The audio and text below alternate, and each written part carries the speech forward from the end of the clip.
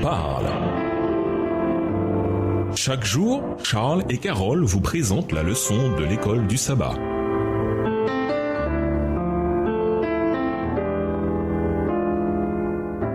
Bienvenue dans votre émission Dieu nous parle. Nous voilà au jeudi 24 mars. Plus jamais de larmes. Lisons Apocalypse 21, les versets 3 à 5.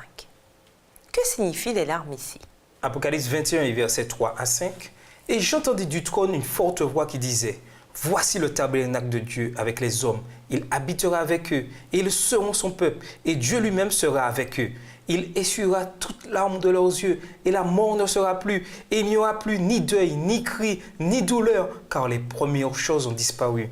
Et celui qui était assis sur le trône dit: Voici, je fais toutes choses nouvelles. Et il dit: Écris, car ces paroles sont certaines et véritables.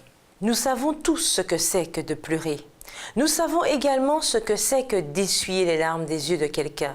Une mère qui réconforte tendrement son enfant, un ami proche qui réconforte un compagnon, ou un parent qui réconforte l'autre quand la tragédie ou le chagrin frappe. Nous savons également que peu de gens ont le droit de toucher notre visage.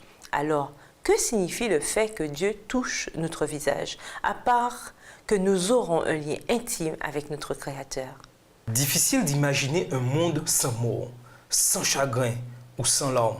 La souffrance, la sueur, les larmes et la mort sont la norme pour l'humanité, et ce, depuis la chute. Genèse 3, les versets 16 à 19. Et pourtant, dès ce moment-là, Dieu a assuré à l'espèce humaine que l'échec et la perte ne sont pas les seules choses auxquelles on peut s'attendre.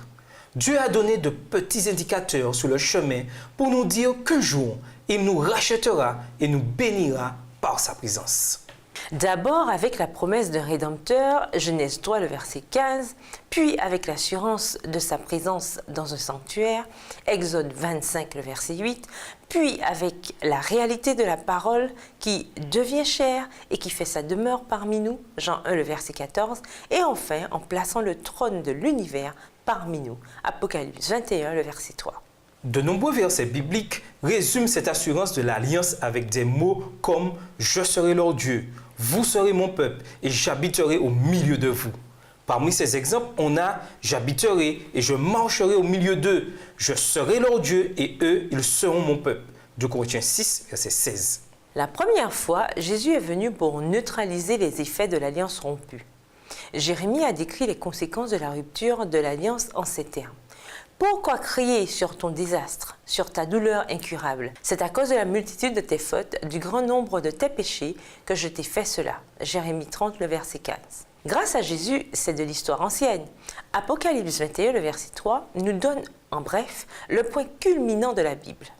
Les larmes représentent peut-être celles que nous verserons à cause de la destruction finale des perdus.